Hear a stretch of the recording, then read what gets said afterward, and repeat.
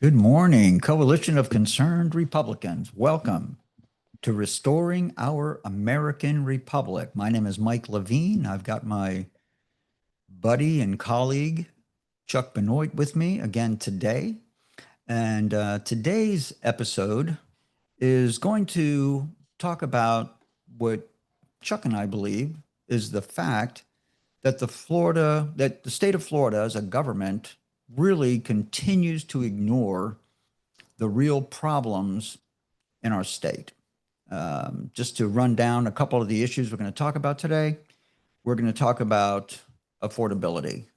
And, that gets into a lot of subjects, fuel prices, housing prices, et cetera. The next thing that I think most of our audience is going to agree with, and something that we have to keep front and center as we navigate through these political minefields, is that election integrity is crucial. Probably, I would agree, and I think most of our audience agrees, that election integrity is our number one. If we lose our ability to enforce one citizen, one vote, then it's a very strong problem in our country. And of course, that is the case, in my opinion, and many of your opinion, that we do need election reform. And the reason is because of corruption, because our political leaders just simply do not want to address the problem. Going back to 2020, but I would suggest to you, even before that. And of course, in Florida, based on what's going on around the country and around the world, Florida's always had issues with growth management. And it's still an issue. It's a bigger problem than ever as people continue to pour into the state for various different reasons. Growth management has to be really smartly addressed. So if Chuck would jump on board with us now and give us his opening comments on the bullet points that we're going to go over today. Chuck, welcome on. Good morning, Mike, and good morning, all you viewers out there. Yeah, we are going to talk about things that some of which we've talked about regularly, because the problems just don't go away, and it doesn't seem like there's people out there in the political realm that are really willing to listen. But as you mentioned, we're going to kick things off with the economics of Florida. We've talked about the idea of leaving median household income families behind, and Mike, you're a major proponent of that. As a matter of fact, I'm probably the only person that I've heard even discuss it. So possibly we could start there. Okay, well, let's do that, Chuck. And let's talk about something we were talking about off camera, and that is our founding father, John Adams' quote that the Constitution was created for a moral and religious people and is wholly inadequate to the government of any other. So my point is going to be that if our legislature, if our government agencies, I mean, you can't really separate the legislature from the executive branch, because you have to have both in order to advance public policy. So in my mind, when we ignore the best interest of median household income families, we are acting against the best interest of every citizen in the state of Florida for various different reasons. I'm not going to go into it right this second, Chuck, but what are your thoughts on that? Yeah, I guess kind of the way I've said this, which I guess maybe is a little the off topic, but we're having this issue with communism being talked about, et cetera, et cetera. But basically, what I say is capitalism without God is immoral, but communism is evil. So the idea of needing a morality to maintain the integrity of our nation is the issue, no matter what. That's interesting. Um,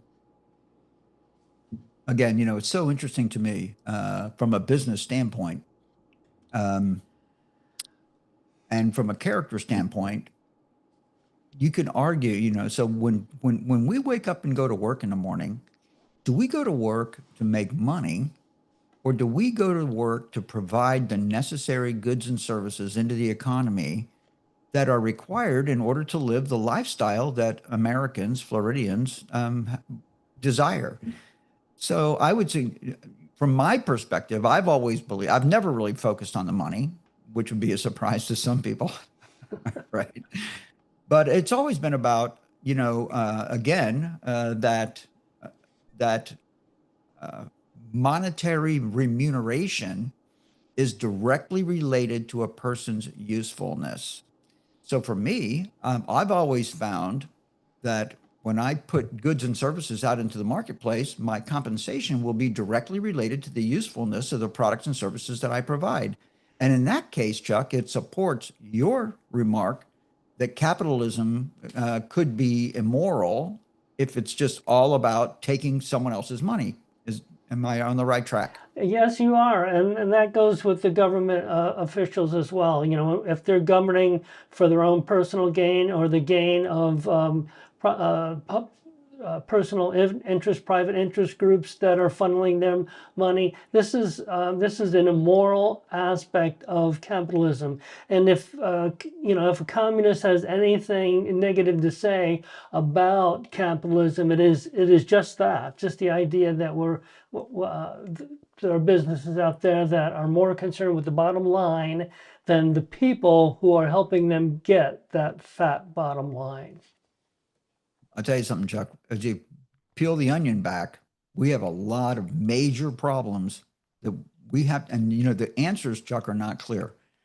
How do you reform the government to eradicate corruption out of the systems in which our society is managed? It's a really tough problem, and especially since the legislature and politicians are going to have to be the ones who actually initiate it. We can write uh, resolutions and public policy recommendations and lobby all day long, but if we can't get our elected officials to support the morality of public policy, then we're never going to be able to change things. But I think we need to kind of move on a little bit here, Chuck. We'll never get through everything if we continue There to you go.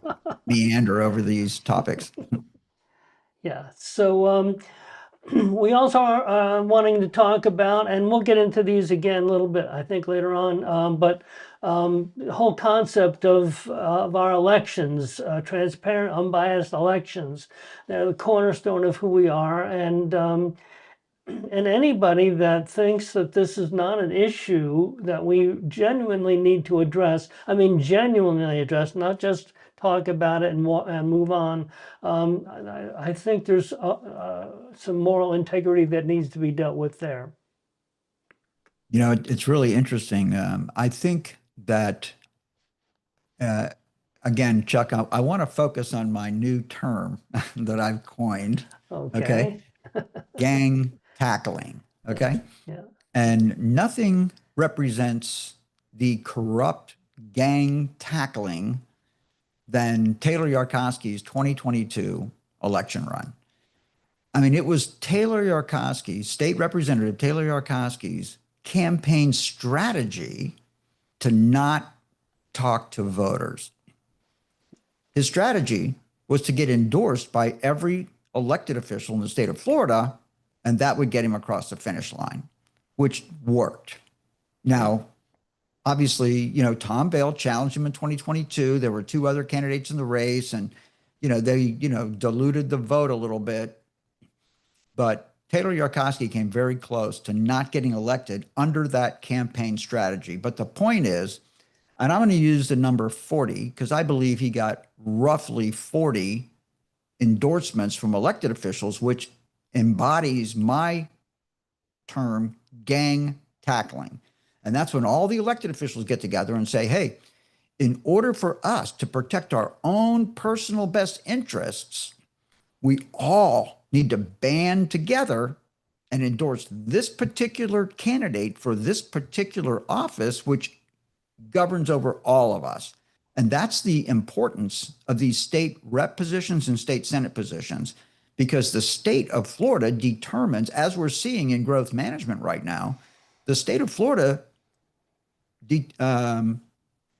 dictates the way that municipalities and counties are run, especially in the absence of a charter, which we've talked about to some extent here on the program, Chuck. So so election reform, and then you can get into all of it, right? Whether the machines are hackable, whether votes are manipulated on machines, whether mail-in ballots are a source of corruption. And then you get into just, I would call it, again, gang tackling, the abuse of power, that politicians every single day are electioneering as a function of their office when they put their name on every piece of mail that goes out, their names on it, their pictures on it, their names are on the sides of squad cars. They're running videos in the DMV, Department of Motor Vehicles, advertising their glorious presence in public office, et cetera, which is just pounding the public on what any campaign manager will acknowledge, that name recognition is a huge part of winning an election. And these elected officials abuse, in my opinion, that bully pulpit, that platform, by just intentionally pounding name recognition into the mind of the public to make the next election a lot easier, Chuck. Yeah, one of these other comments I think that fits right in here that you've suggested. I think this is actually a quote from you. It says, "Florida political playing fields trample on Florida's citizens' ability to elect representatives who are willing and able to advance their interests in Tallahassee." I think that's the essence of what we're discussing here. That is the essence of what we're discussing. And of course, you and I just went over the CD11 Congressional District 11 race, and we're talking about how many postcards have you received. Of course, here's the next question that I haven't asked you, Chuck. Have you received any postcards from Nizam Razak? I think I have at least one, maybe two. Not nearly as many as Strata, who's $5 million is going to, for him, hopefully buy his election. Hopefully, those of us out here who are actually casting our vote might think that we don't need the richest guy in the playing field to win. We need to pay far more close attention to the character of these people, not how much money they have and how many times you find their their postcards in your mailbox. As a matter of fact, I'm at a point just a guy that casts his vote to say that the more the postcards, the less chance I'm going to be voting for them. So that might be an issue that others might consider as well. For me, Chuck, I look at the agenda of the candidate. What are you going to do for me? What are you going to do for us when you get elected to public office? And I'm saying to you that I personally interviewed Carrie Baker, Joe Strada, Tim Wilkins, and Tim Wilkins was the only one who was willing to say that the 2020 election was stolen and election reform is important. Both Carrie Baker and Joe Strada sidestepped the issue. They were not willing to say that.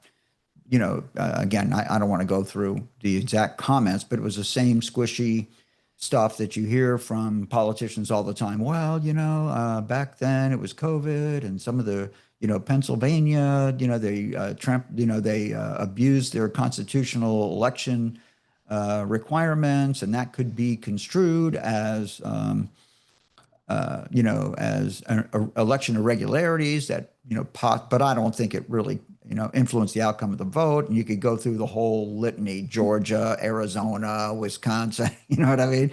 So, but at the end of the day, Tim Wilkins is the only one who is willing to say that we need election reform. Joe Strada is not willing to say that, and Kerry Baker wasn't willing to say it either. So, and then of course, I'm hoping that Nizam Razak is just a distant fourth.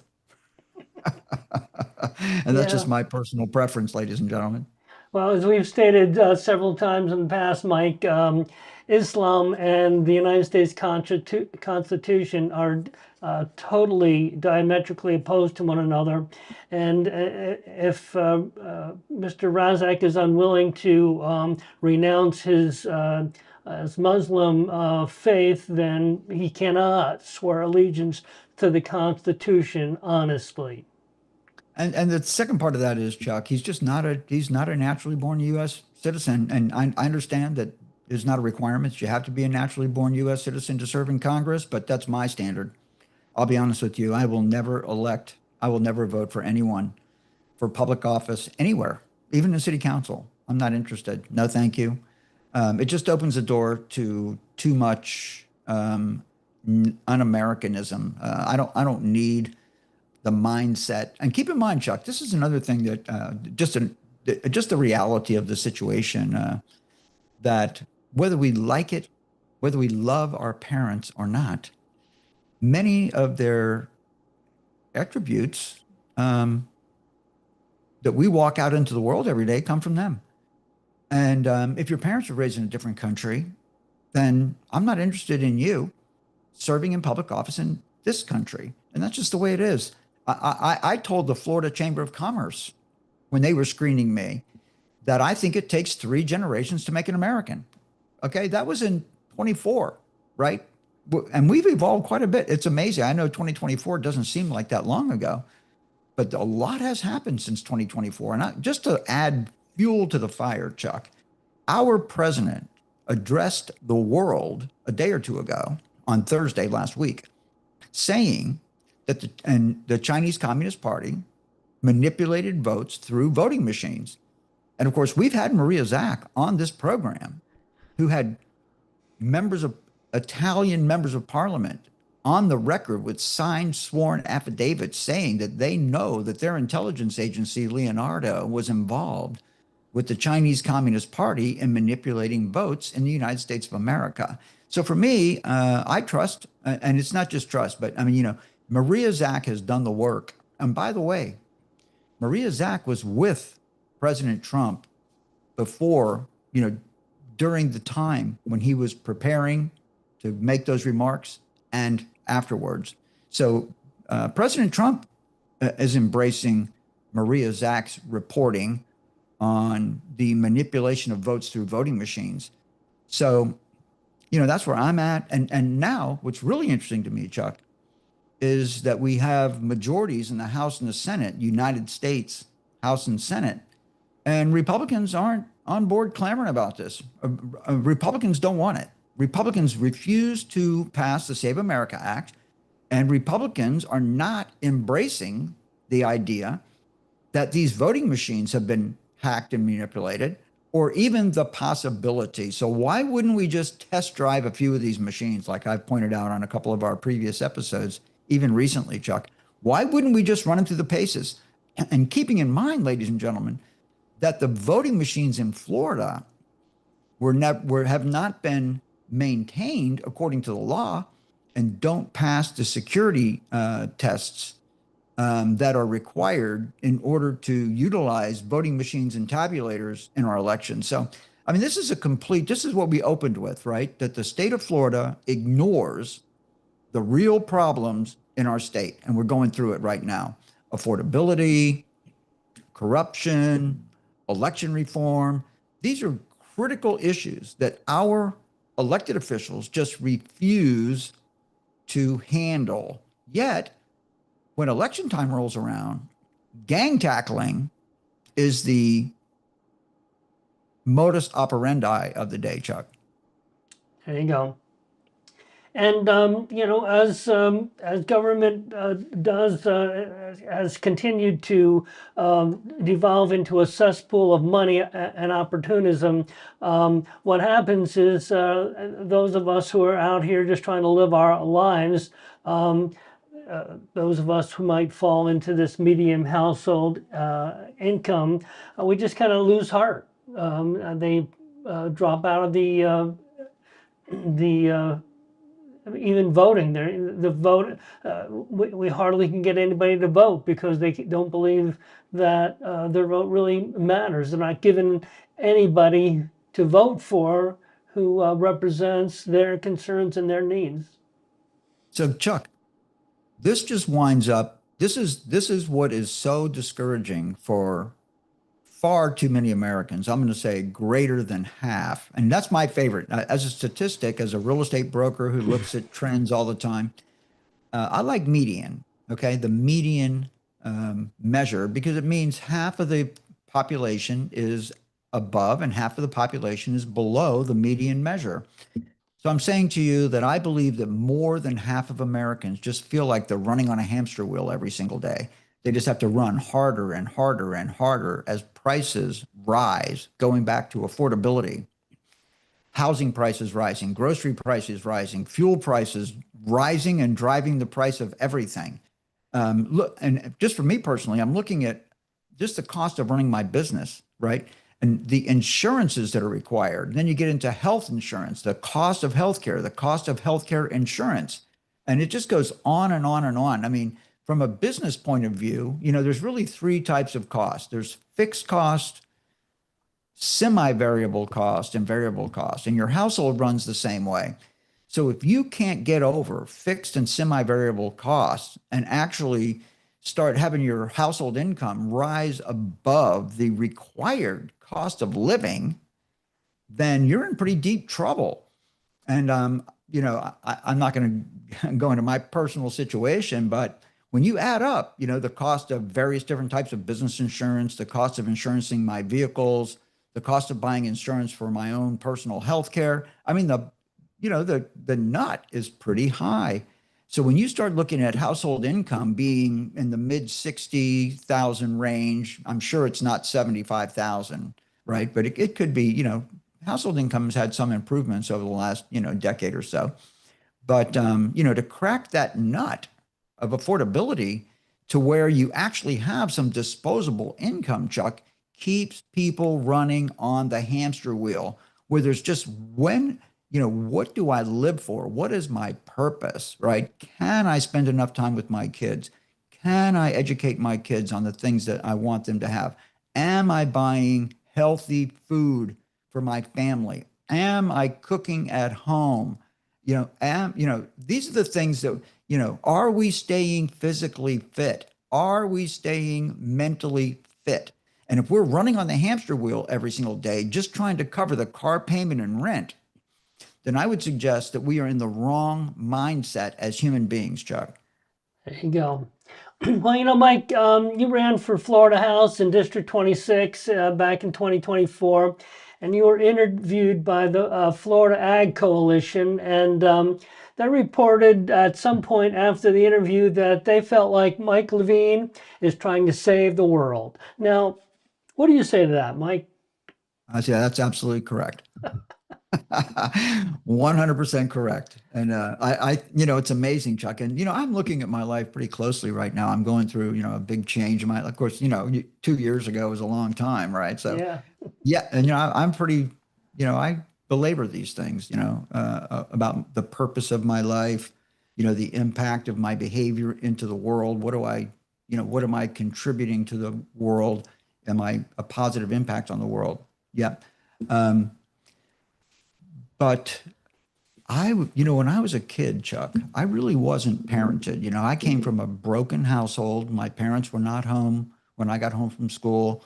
I went to work at a very, very early age. I got a lot of my character development happened on the job where I just had to cooperate and participate with other team members in order to accomplish tasks. That's basically the way my brain works, and it always has. But I knew when I was in my junior year of high school that my situation. So I concluded that I'm an American and America is the greatest country on earth and America is a Judeo-Christian country. So I read my Bible from cover to cover before I graduated from high school.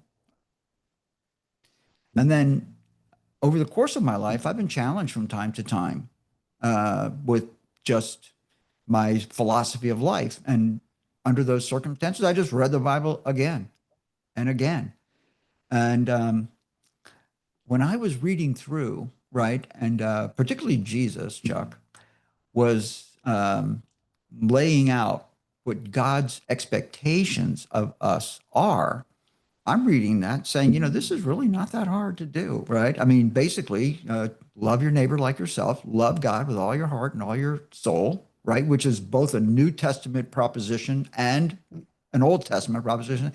Jesus, this was not the first introduction of this concept into the world when Jesus, said it. Okay, it was Jesus referred back to the Old Testament of the Bible all the time. And then love your neighbor like yourself. And when Jesus was walking the earth, that wasn't the first expression of that idea either. And then it just rolls over onto not to worship idols, which material things are idols in my mind, Chuck. So I'm reading this thing as a teenager, 17 years old, and I'm saying to myself, this really isn't that hard to do. He's not asking much of us. You follow me? Yeah. So then it goes back to let's just call this probably my certainly third quarter, if not fourth quarter of my life here, right? And somebody from the Florida Agriculture Coalition calls Carrie Baker on the phone and says, Mike Levine is trying to save the world. And I'm saying, yeah, fully, absolutely. And you know what? The only challenge I'm having in my life right now, Chuck, is I'm getting in the upper years of my life and I haven't done it yet. Yeah, I guess. So what are we doing here? And I do have to, and that's a much deeper conversation that unfolds every single day because I study with this rabbi down the street, and we had some conversations this week that goes back to the same type of a subject. And it's just constantly questioning, constantly working to better understand God, which I would suggest is impossible for a human to fully understand God, but as the rabbi pointed out, it's not whether you understand God or not, it's that you are seeking the face of God is the important piece there.